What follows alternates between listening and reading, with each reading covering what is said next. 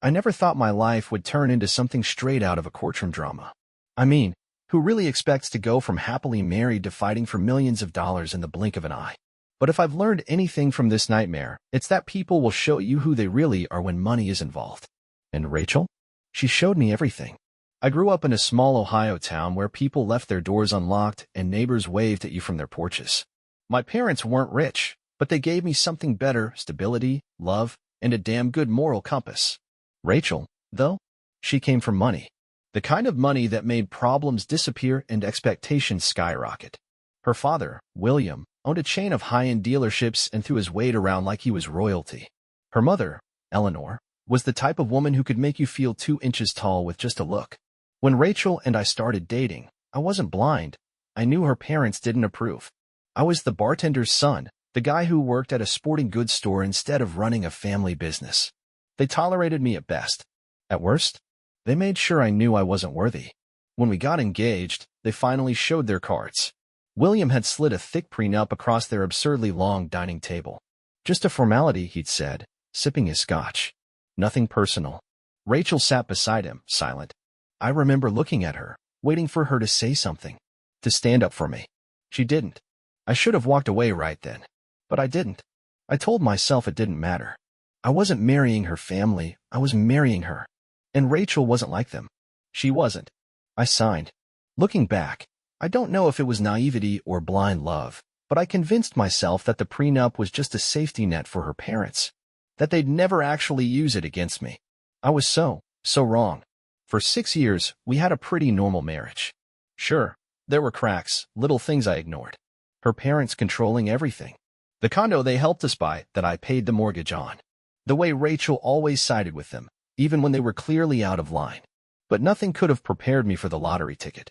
Rachel had been out running errands when she bought it, just a random scratch-off from a gas station. $9 million. She called me, screaming with excitement. I laughed, already picturing our future. But within hours, everything shifted. She got weird, paranoid. Told me we couldn't tell anyone, not even my parents. Started meeting with lawyers I'd never heard of. When I asked to be involved, she brushed me off. Babe, this is complicated. I don't want you stressing over it. That was when I felt the first twist in my gut. Something was wrong.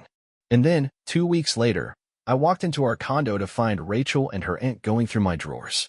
Rachel looked up, completely unfazed. You should start packing, she said casually. I'm filing for divorce. I actually laughed, because surely this was some kind of joke. What? She sighed, like I was an inconvenience. Look, this has been coming for a while.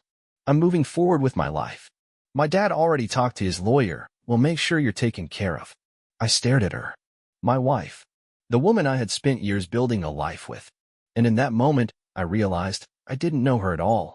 She handed me an envelope. I opened it. A check. Not even enough to cover a year of our mortgage payments. I clenched my jaw. You think I'm going to take this and walk away? Rachel blinked, looking genuinely confused. You don't have a choice. My stomach dropped. The prenup. She nodded. You signed it. You get nothing. I gripped the counter, trying to steady myself. The walls felt like they were closing in. Rachel rolled her eyes. Don't make this dramatic, okay? You'll land on your feet. You always do. I was still in shock when I left. I drove straight to my parents' house, my hands gripping the steering wheel so tight my knuckles turned white. When I walked through the door, my mom took one look at me and knew. What happened? She asked, voice sharp. I barely managed the words.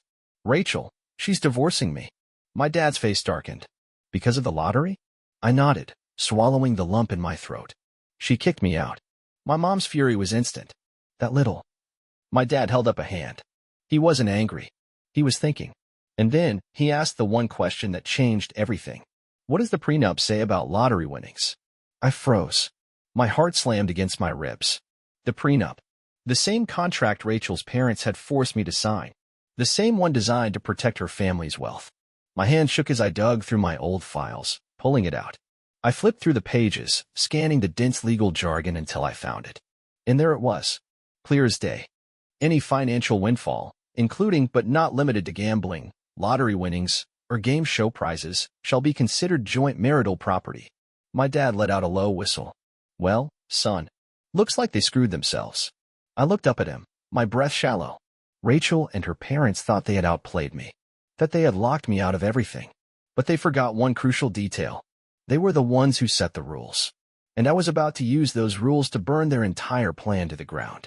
The next morning, I sat at my parents' kitchen table, staring at the prenup like it held the meaning of life. My coffee had gone cold, untouched. My mom paced back and forth, muttering curses under her breath, while my dad sat across from me, calm as ever, watching me like he was waiting for me to catch up to what he already knew. "You need a lawyer," he finally said. I let out a hollow laugh. "Yeah, no kidding." He nodded, satisfied that I wasn't completely drowning in shock anymore. "Not just any lawyer. Someone outside their circle. You know they've already got people working on this." That part hit me hard. Of course, Rachel and her family weren't waiting around. They had planned this. I pulled out my phone and scrolled through my contacts until I landed on a name I hadn't thought about in years, Mark Jacobs. We'd gone to high school together, lost touch over time, but I remembered seeing on Facebook that he'd gone into family law. More importantly, he wasn't connected to Rachel's family. I called him. "Mark, it's me, Jake Carter. Listen, I need your help." An hour later, I was in his office, the prenup spread out on the desk between us. Mark leaned back in his chair, tapping a pen against the armrest as he skimmed the pages. Then he grinned. "Oh, they really thought they had you," he said, shaking his head. "This is airtight when it comes to her family's money. But when it comes to income made during the marriage, they weren't as careful. So I have a case?" My voice felt unsteady. I needed to hear it. Mark smirked. "You don't just have a case. You have leverage." I exhaled, my hands gripping the armrests.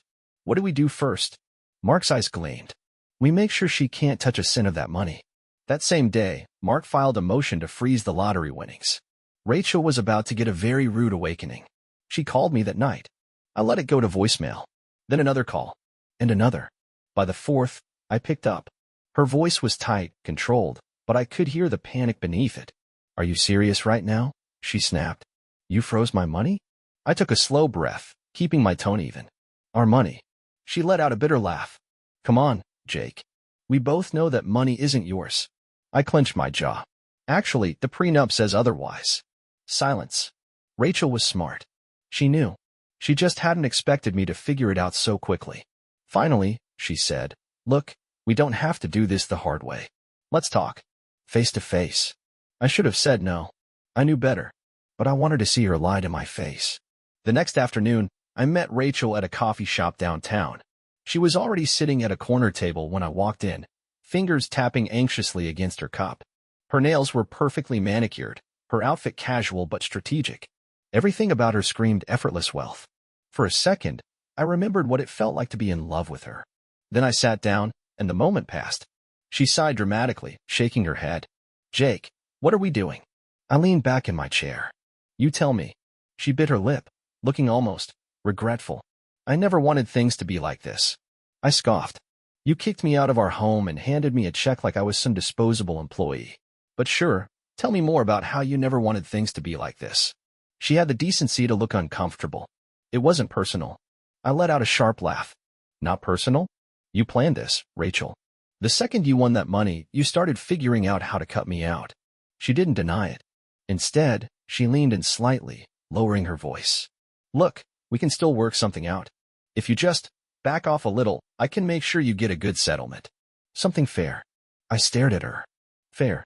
Her expression softened, like she thought I was actually considering it. "Yeah. I mean, if this goes to court, it'll get messy. You don't want to waste years of your life fighting over this, right?" For a second, I let her think she had me. Then I smiled. "I'll see you in court, Rachel."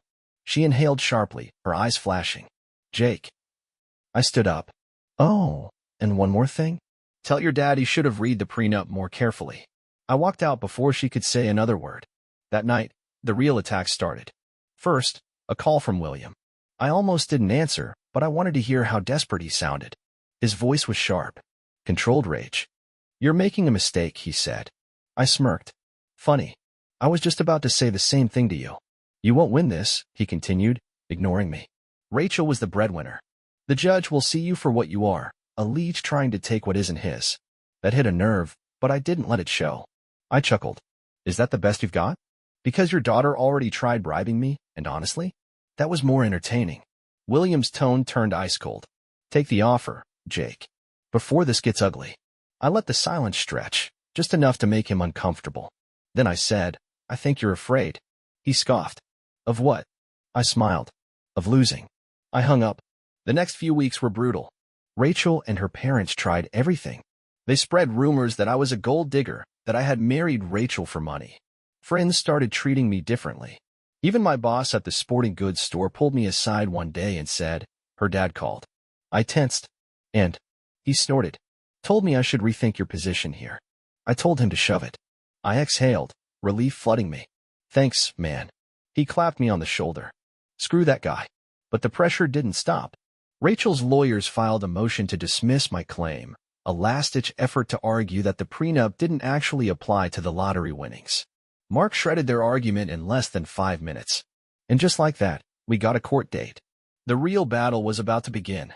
The day of the first court hearing, I woke up feeling like I had a 2-ton weight sitting on my chest. No amount of coffee or deep breathing could shake the tightness in my ribs. This was real now. My dad drove me to the courthouse, his hand steady on the wheel. Remember, he said, glancing over at me, they're gonna try to rattle you. Stay calm. Let Mark do the talking. I nodded, gripping my knee to keep my hands from shaking. When we pulled up, Rachel was already there, standing near the steps with her parents and an entire team of lawyers. William was talking to one of them, his voice low and sharp. Rachel had sunglasses on, arms crossed over her chest like she was shielding herself from the world. She looked tense. Good. Mark met me at the entrance, giving me a quick once-over. You ready? Do I have a choice? He smirked. Nope. But don't worry. This is just the beginning. Inside, we took our seats. Rachel's lawyers made their move first, launching into their argument with the kind of polished confidence that only people with money and arrogance could pull off. Your Honor, my client purchased the winning ticket independently, one of them said, adjusting his tie. There is no evidence that Mr. Carter contributed financially to the purchase, nor that my client intended for the winnings to be shared. This motion seeks to dismiss Mr. Carter's claim entirely. I could feel the blood rushing to my ears. They were really trying to erase me from this. Mark didn't even blink. He calmly stood, buttoning his jacket. Your Honor, the prenuptial agreement explicitly states that any financial windfall, including lottery winnings, falls under marital assets. Furthermore, we have bank statements confirming that the ticket was purchased using the couple's joint account. He walked forward, handing the judge a folder. This is the transaction history. As you'll see, the gas station charge came directly from their shared funds. If Ms. Hawthorne's legal team has evidence proving otherwise, we'd love to see it. Rachel's lawyer stiffened. The judge flipped through the pages, then raised an eyebrow at them. Do you have documentation proving Ms. Hawthorne used personal funds? Silence. The lawyer cleared his throat. We don't at this time, Your Honor. The judge set the papers down. Then the motion to dismiss is denied. We'll move forward with the case. I let out a slow breath. We had won the first round. As we left the courtroom, I felt eyes on me. I turned. Rachel was staring. For a second, something flickered across her face. Regret? Anger? Fear? I couldn't tell. But then William stepped in front of her, blocking my view, and I knew whatever she had been feeling didn't matter. Her parents were still running the show. That night, the real attack started. I was at my parents' house when my phone buzzed with an unknown number. I picked up without thinking. Jake, a familiar voice said. Eleanor. I clenched my jaw. What do you want? A soft sigh. I wanted to have a civil conversation. One without lawyers. I nearly laughed. You mean without my lawyer? Because yours have been involved since day one. She ignored that. Jake, let's be reasonable. This lawsuit, this battle, it's beneath you. Do you really want to be the man who drags his ex-wife through court over her money? I gritted my teeth. It's our money. A pause. Then, in that perfectly measured voice of hers, she said, if you walk away now, we can offer you a settlement. Something generous. More than fair. I closed my eyes, gripping the phone tighter. How much? I could hear the satisfaction in her tone. $250,000. Cash. No more legal battles, no more public fights. You take the money and move on with your life. I exhaled slowly. $250,000 was a lot of money. It was more than I had ever had at once. But it was nothing compared to what I was actually owed. I thought about the way Rachel had looked at me in court. Like she didn't recognize me anymore. Like she didn't even want to. I thought about William, standing in front of her.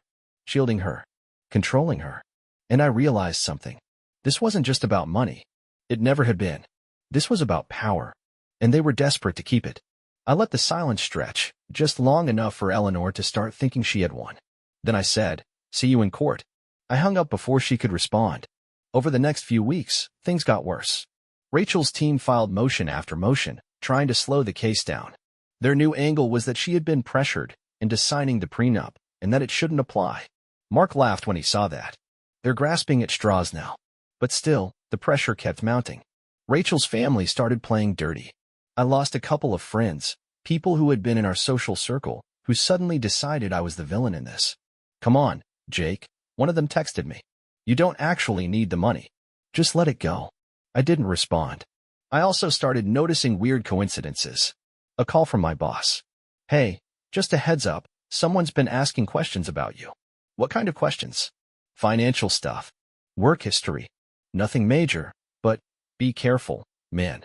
I knew exactly who was behind it. Rachel's family was trying to smear me, trying to make me look desperate, unstable, greedy. They were playing the long game, but they forgot something. So was I. Finally, after months of legal back and forth, we got a date for the final hearing. One last showdown. Winner takes all. Rachel's lawyers knew they were losing, so they made one last attempt to break me. Rachel called me, her first time reaching out since our coffee shop meeting. She left a voicemail.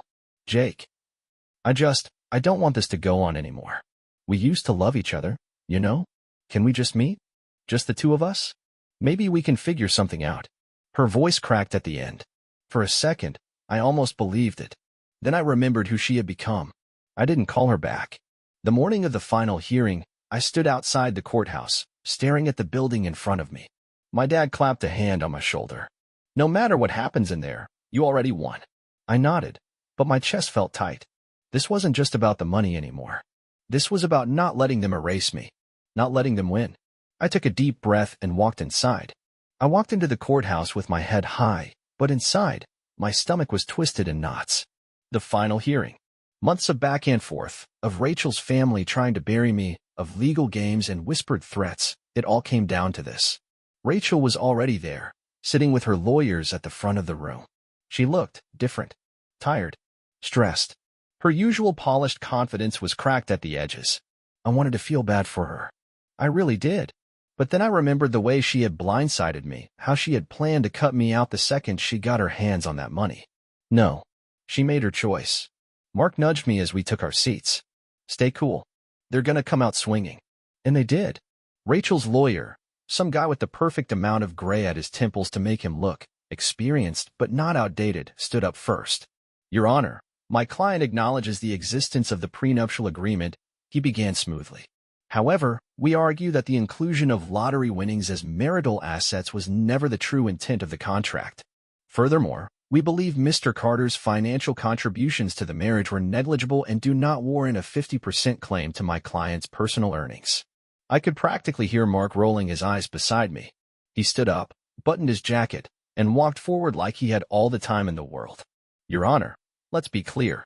This isn't about intent. It's about contractual language. The agreement specifically states that financial windfalls, including but not limited to gambling, game show prizes, and lottery winnings, are marital property unless otherwise stated." He turned slightly, looking straight at Rachel's lawyer. "Now, unless opposing counsel has a new, legally binding definition of the English language, their argument is irrelevant." I had to bite the inside of my cheek to keep from smirking. The judge nodded. "Proceed." Mark handed over a folder. "Additionally, we have documented proof that Mr. Carter financially contributed to the marriage, including shared household expenses, mortgage payments, and living costs. I would also like to remind the court that Ms. Hawthorne attempted to have Mr. Carter removed from their shared home before filing for divorce, an action that suggests financial manipulation rather than a fair and mutual separation." Rachel's lawyer shifted uncomfortably. They knew they were losing ground. But then, they played their last card. Rachel stood up. "Your Honor, may I say something?" Her voice was softer than I'd heard in months. The judge gestured for her to continue. Rachel turned toward me. And just like that, the act began. "Jake." She swallowed hard, like she was pushing through some deep, painful emotion. "I never wanted things to turn out like this. I never wanted us to fight like this." I stared at her, expression blank. She shook her head. I was under a lot of pressure. My parents, she hesitated, just for a second, like she was debating how much to reveal. They wanted to protect me. That's all they've ever wanted. And I let them take control. I let them convince me that the money would change everything. A perfectly timed tear slid down her cheek. I know I hurt you, she continued. And I know I should have handled things differently. But Jake, you and I both know that we weren't happy anymore. This marriage wasn't what it used to be. The courtroom was silent. I felt my fingers tighten around the armrest of my chair. She was good. I'd give her that. She knew exactly how to sound remorseful but still the victim. Rachel sighed. I don't want to fight anymore. I don't want to drag this through the mud. I just want both of us to move on. So please, let's settle this fairly. And there it was. Her final play. If she could convince the judge that I was being vindictive, that I was dragging this out just to hurt her, then maybe, just maybe, she could get a lighter settlement. Mark didn't even hesitate. He stood. Your Honor, while Ms. Hawthorne's statement is certainly emotional, it does not change the facts of this case.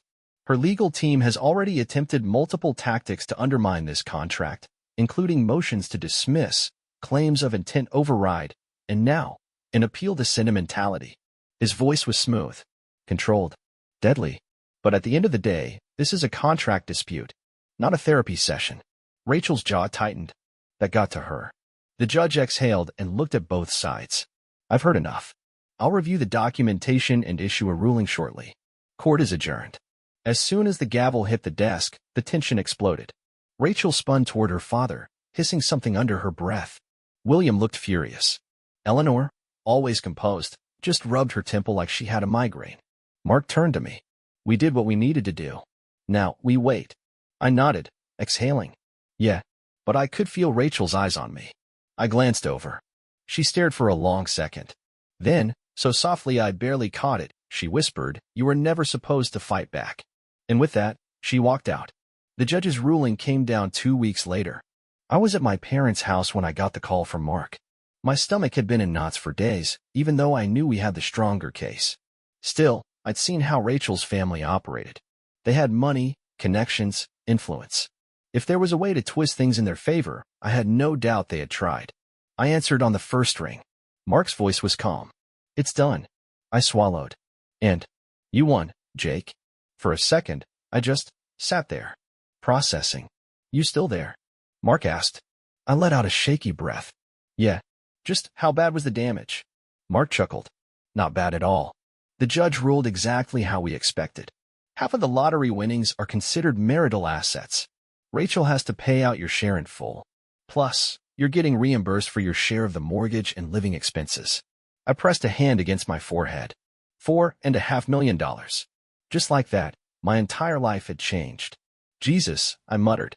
Mark's tone softened. You earned this, man. They tried to bury you, and you held your ground. I nodded, even though he couldn't see me. Yeah, I guess I did. The final meeting took place in a cold, glass-walled law office downtown. Rachel was already there when I arrived, sitting across from her lawyers at a long, polished table. She didn't look up when I walked in. Good. Her father, though? He was glaring daggers at me. If looks could kill, I'd be 6 feet under.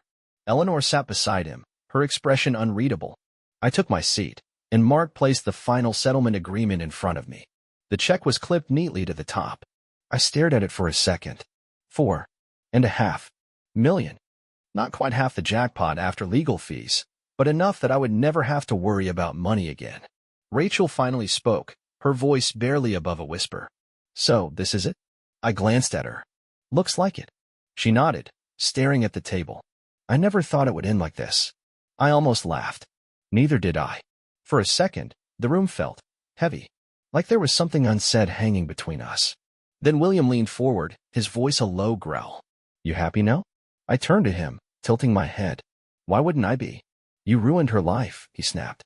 You humiliated this family, dragged us through the mud like some bitter, spiteful. Mark cleared his throat.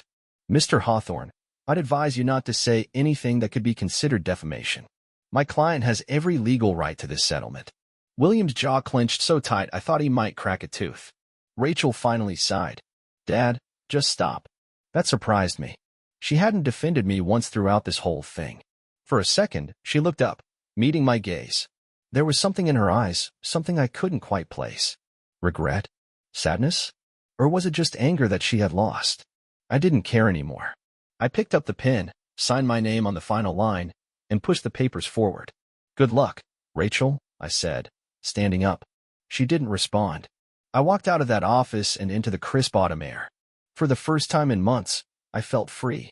A month later, I sat on the porch of my new house, my own damn house, fully paid for in cash. I had spent a portion of the money upgrading my parents' place, making sure they'd never have to worry about anything again. The rest? Investments, savings, a future I actually had control over. Rachel and her parents had expected me to disappear, to take whatever scraps they offered and vanish from their world. Instead, I walked away with the one thing they never saw coming: power. Because in the end, they had designed a contract that was meant to protect them, and all it did was set me free.